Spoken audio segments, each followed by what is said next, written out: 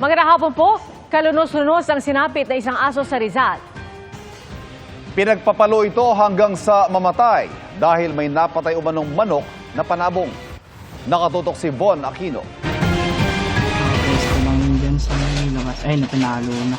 Sa kuha ng CCTV ng Montalban Public Market, December 6 ng umaga, makikita ang aso na ito na napahandusay sa sidewalk nang paluin siya ng isang lalaki. Muli pa itong hinampas ng lalaki hanggang sa hindi na gumagalaw. Ayon sa nakasaksi, may dalawa pang kasama ang lalaking pumalo sa aso. Nakita namin, nagkakagulo. Tapos nakita namin, tatlong lalaki, tapos yung isa talaga may hawak na 2x2, yun talaga yung pumalo. Kaya nagulat kami. Eh hindi naman kami makalapit kasi nga, mahirap na.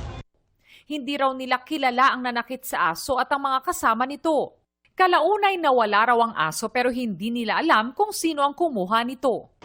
Ayon sa market inspector, hindi nagtitinda sa palengke ang mga nanakit sa aso. Ang latest information na nag-gather ko information, mayroon daw pinatay yung aso na panabong na manok.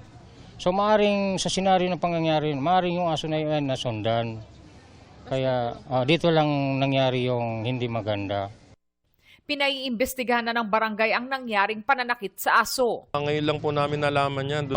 Patawag na rin po yung mga empleyado rin ho ng palengke para malaman po kung sino ho talaga yung may gawa nito. Ayon sa Animal Kingdom Foundation, kung may hindi ka nais-nais na nagawa ang isang hayop tulad ng aso, ipinagbabawal pa rin sa ilalim ng batas ang pananakit at pagmaltrato sa kanila. Kailangan po nating i-control yung aso, kailangan po nating mag-go through ng proseso, kung kailangan nyo pong magdemanda, magsampa ng reklamo sa barangay para sa danyos, no? Perwisyos, gawin po natin yun. Huwag po yung babalikan natin yung hayop para saktan at patayin.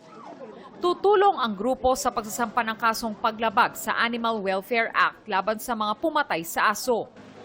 Sinubukan naming hanapin ang mga nanakit sa aso pero walang nakakakilala sa kanila sa lugar.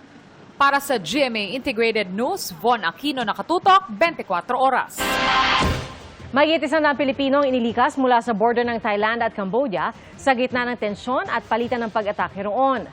Muli namang kinausap ni US President Donald Trump ang mga pinuno ng dalawang bansa para sa tigil putukan. Nakatutok si Jonathan Andal. Muling umalingaw-ngaw ang mga pagsabog sa border sa nagpapatuloy na bakbakan ng Thailand at Cambodia na nagsimula noong Lunes nang may masawing sundalo ng Thailand nang sumabog ang isang landmine sa border na ayon sa Thailand ay inilagay ng Cambodia. Oktubre nang magdeklara ng ceasefire ang mga pinuno ng Thailand at Cambodia matapos makapag-usap sa Kuala Lumpur, Malaysia. Kaya ngayong nagbalik ang tensyon, muling namagitan si US President Donald Trump na nakipag-usap sa dalawang panig. Sabi ni Trump, nagkasundo muli na magtigil putukan ng Thailand at Cambodia sa tulong na rin ni Anwar. Aksidente lang din aniya ang pagsabog at matindi aniya ang pagganti ng Thailand. Pero sabi ni Thai Prime Minister Anutin Charnvirakul, hindi aksidente ang nangyari. Dahil dito, patuloy ang magiging aksyon ng kanilang militar hanggang sa wala na anilang peligro. Sabi ni Cambodian Prime Minister Hun Manet, nakipag-usap siya kina Trump at Anwar para muling magkaroon ng ceasefire alinsunod sa kasunduan noon sa Kuala Lumpur. Handa raw ang Cambodia sa payapang resolusyon.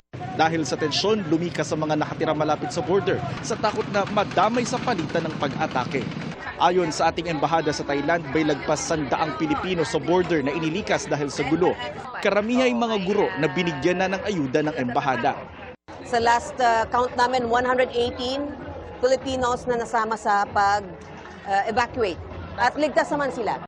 Na ma-monitor namin, we are able to talk to them.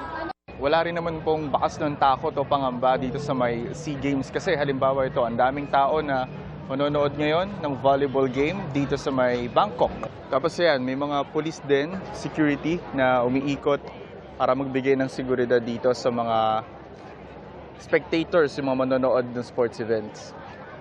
Tiniyak din ng embahada na ligtas ang mga atletang Pilipinong kasali sa SEA Games, lalo't malayo naman ang mga sporting events sa border provinces kung nasaan ang putukan. Mula rito sa Bangkok, Thailand, para sa GMA Integrated News, Jonathan Andal, nakatutok 24 oras. Hindi bababa sa 20 bahay ang nasunog sa Makati City. 8 pamilya naman ang nasunugan sa Caloocan dahil sa posibleng problema sa kuryente. Narito ang aking pagtutok. Wala na kaming boy. Ginising ng malaking sunog ang mga taga-barangay 133 sa Caloocan kaninang madaling araw. Aabot sa 8 pamilya ang naapektuhan ng sunog na base sa paunang investigasyon ay nag-ugat sa problema sa kuryente. Ginising po ako ni Papa. Mas malakas na po yung usok nun eh. Ginising na lang po ako. Di na rin po ako nakakawa ng mga gamit ko eh. Most probably, kuwan po yun, sa electrical kasi wala pong tao doon sa bahay na pinagmulan ng sunog. Yung mga nakatira doon, nasa labas. Tinatayang aabot sa 100,000 piso ang pinsala. Halos mabalot naman ng usok ang mga bahay na ito sa may barangay San Isidro, Makati City.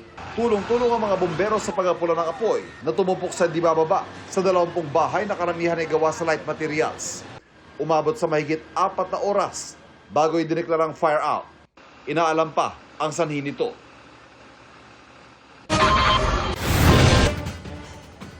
Nahulog sa bangin ang isang multicab sa Ayungon, Negros Oriental.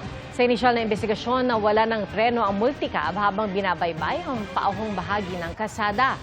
8 sa 20 pasaherong namatay. 7 ang kritikal ang kondisyon. Nakaligtas naman ang iba pa kabilang ang driver ng multicab.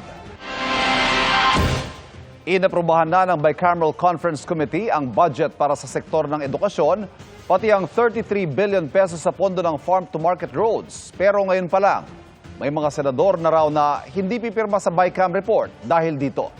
Nakatutok si Mav Gonzalez. Of course, nakita nyo, intense, maraming debate, maraming, even kami mga senator, hindi kami nagkakasunduan. Inabot ng linggo ng madaling araw ang unang araw ng deliberasyon ng Bicameral Conference Committee tungkol sa pambansang budget na binuksan sa publiko. Lusot na sa Bicam ang 1 bilyong pisong panukalang pondo para sa Project NOAA.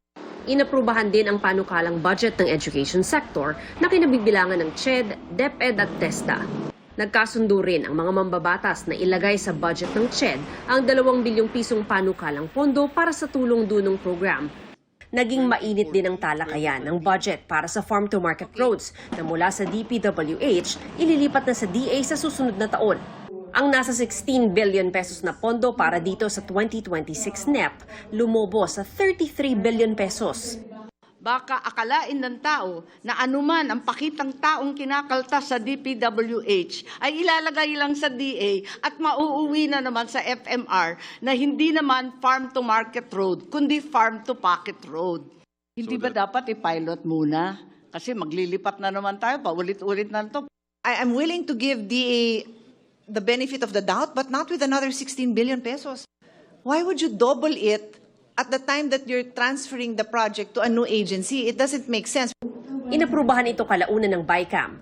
Pero sabi ni Senate President Pro Tempore Ping Lacson, hindi niya pipirmahan ang Bicam report kung hindi maitama ang aniyay kaduda-dudang probisyon sa Farm to Market Roads, pati sa Medical Assistance to Indigent and Financially Incapacitated Patients o MAIFIP.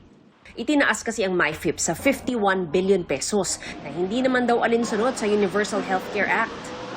Nagpasa tayo ng batas tapos hindi napapakinabangan, hindi na po fully implemented. Opo. Dahil nga, napasukan ng MAIP na puro guarantee letters.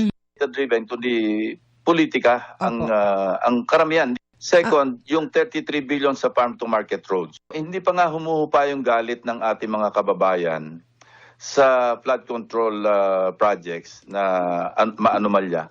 Naghahanap na naman kami ng batong ipupok sa ulo namin na ang pangalan ng bato, MAIF, at saka farm to market roads. Kung itutuloy pa rin yung 51 billion na MAIF, nagpasabi na ako sa aming chat group na sorry, hindi ako pipirma sa ratification pag ganyan.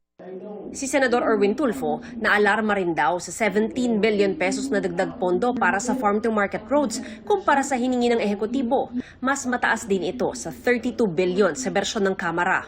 Tiniyak din ng ilang mambabatas na may nakalatag na safeguards para sa implementasyon ng Farm to Market Road projects sa ilalim ng DA. Para sa GMA Integrated News, Mav Gonzalez, nakatutok, 24 oras. Magkahalong kaba at excitement ang nararamdaman ng The Voice Kids coaches para sa pinale ngayong gabi. Binalikan din nila ang mga aral na kanilang ibinahagi sa mga kanilang mga pambato. Narito ang aking chika. Puksaan na naman sa biritan mamaya sa finale ng The Voice Kids. Bago ang finale, nagbalik tanaw ang 4 na coaches na sina Billy Crawford, Julian San Jose, Zach Tabudlo at Ben and Ben. Tulad ng mga grand finalists, magkahalong excitement at kaba ang nadarama ng coaches. Mas nangingibabaw yung excitement para sa mga bata. Kasi talagang alam namin na ibibigay nila yung 100% best nila sa stage. I'm feeling very excited to watch the performances of the kids. Kasi I feel like this means so much to them. Bawat isa, proud na may mga naibahagi sa budding talents sa industriya ng pagkanta. You're not always gonna be here. May mga times na bababa ka, but that's not the end of the world. You're just starting, you're very young. They already have their strengths. Kumbaga kami, parang konting enhancement lang naman kami. Pinapaalam namin sa mga bata na this is a competition. So, there will only be one winner. Abangan mamaya kung sino kina Sofia Malyares ng Project C, Yana Gupio ng Team Dilig, Marian Ansay ng Jewel Squad o Gian Sarita ng Benkada ang tatanghaling grand winner ng The Voice Kids.